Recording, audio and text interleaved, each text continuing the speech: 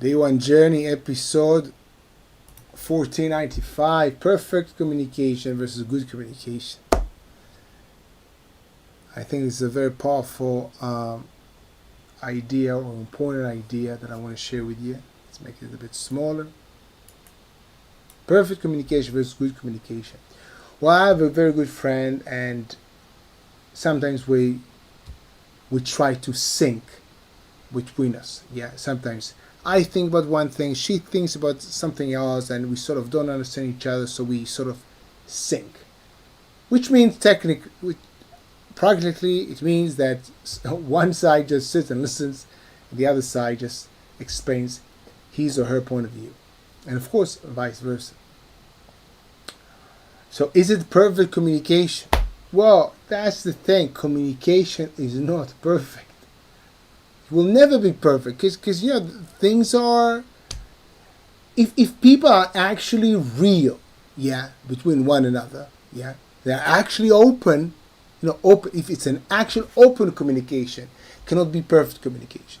If it's an open communication, it means that we actually share what we think, and we end up, there will be conflicts. We are different human beings. We have different emotions, philosophies, ambitions, goals, ideas, understanding. There's so many different things between us that conflicts will arise. It will happen. We won't agree about something. So it's not about having a perfect communication. It's about having a communication, having a good communication. Yeah. And for example, when I use the example of electrical engineering, when there's actually two devices and they communicate. So of course they communicate using some kind of a protocol, which is some kind of a language or rules how to communicate, who speaks first and who answers, and there's some kind of a protocol or an agreement. Part of this protocol is handling errors, handling interferences, handling, sometimes you say something and the other side can't actually hear you. So what do they say then? Well, you might say something to me right now and I won't understand it. So what do I say then? Can you please repeat what you said? I didn't understand. Maybe I can ask questions. What happens when one side doesn't understand the other side or didn't hear them? There's a protocol for that as well. What do I mean by protocol? This is some kind of an algorithm, something I do. What do you do when you have a conversation with a friend and they say something that you don't understand? Some people might just keep listening, ignoring the fact that they didn't understand something. I try, when I don't understand something, to make sure I understand. So I ask questions. It's active listening. This is what I want my friends and my family to do with me. When I speak, I want them to understand, and I expect them, if they do, I want them, if they don't understand, to articulate that to me. So, communication, since it's there's two sides in this interaction. There's two sides. Errors and conflicts and mistakes will happen.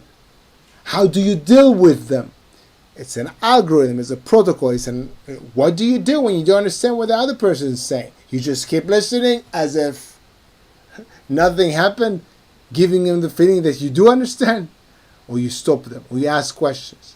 Do you make sure that you understand what they said afterwards? Well, these things are part of good communication. It's not part of perfect communication because it won't be perfect.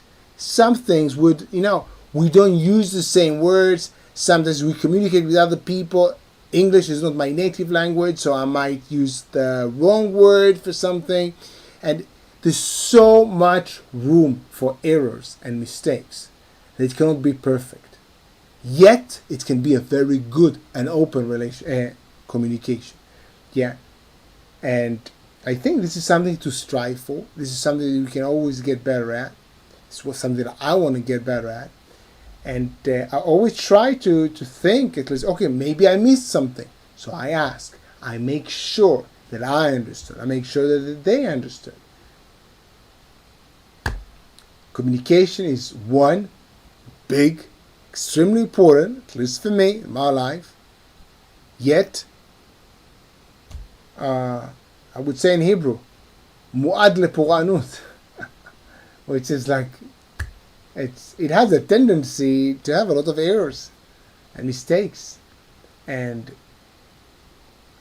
misunderstandings. What do you do when something is not going well?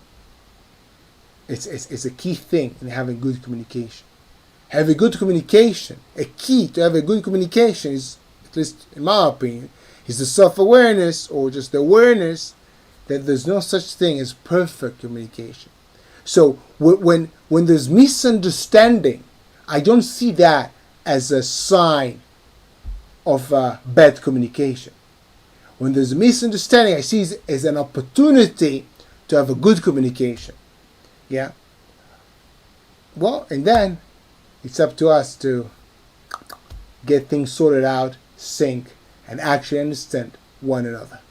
Have an amazing day, day one. See you tomorrow.